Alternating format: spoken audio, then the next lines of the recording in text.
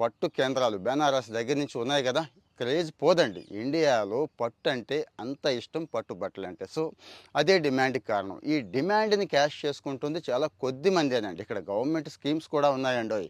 Horticulture వాళ్ళు 75% subsidy ఇస్తున్నారు. అంటే సపోజ్ రూ. 1,00,000 మనం అక్కడ పెట్టుబడి అవుతుంది అనుకుంటే 75,000 వాళ్ళే ఫ్రీగా ఇస్తున్నారు అన్నట్టు. జస్ట్ 25,000 చూసుకుంటే సరిపోతుంది. ఇక్కడ ట్రైనింగ్ ఇస్తున్నారు.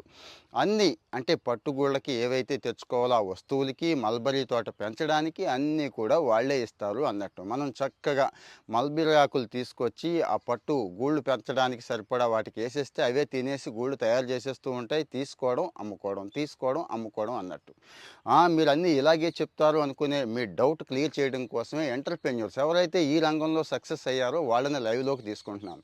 మరి ఇదే పట్టుగూళ్ళు పెంచుతూ లక్షలు, కోట్లు సంపాదిస్తున్న రైతుల్ని మీకు త్వరలో లైవ్‌లో పరిచయం చేస్తా. ఇంట్రెస్ట్ ఉన్న వాళ్ళంతా కూడా ఒక్క కామెంట్ వేయండి.